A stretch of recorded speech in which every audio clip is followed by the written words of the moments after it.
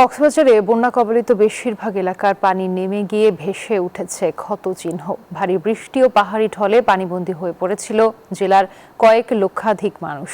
তবে গেল 3 দিন ধরে বৃষ্টিপাত না হওয়ায় কবলিত এলাকা থেকে পানি নেমে গিয়েছে। তবে ভেসে উঠেছে ফসলি জমি, রাস্তাঘাট, বীজতলা ও ঘরবাড়ির ক্ষয়ক্ষতি। কক্সবাজার থেকে ইরফানুল হাসানের পাঠানো তথ্যচিত্রে ডেস্ক রিপোর্ট।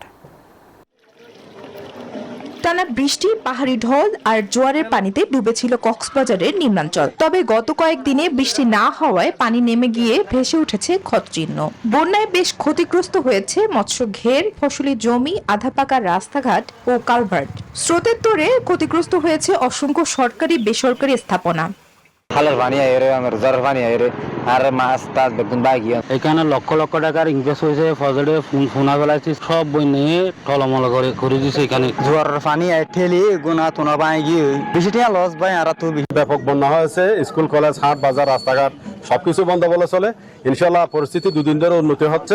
জেলা প্রশাসক বলছেন, ক্ষয়ক্ষতি নির্ধারণে কাজ করছে সড়ক বিভাগ, পানি উন্নয়ন বোর্ড, কৃষি অধিদপ্তর, মৎস্য অধিদপ্তর ও উপজেলা নির্বাহী অফিসাররা।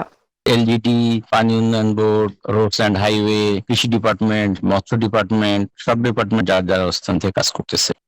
ইতোমধ্যেই ক্ষতিগ্রস্ত এলাকা পরিদর্শন করেছেন স্বরাষ্ট্রমন্ত্রী সালাউদ্দিন আহমেদ। তালিকা ধরে যথাযথ সহযোগিতা দেওয়ার আশ্বাস দেন তিনি। Desk report, news 24।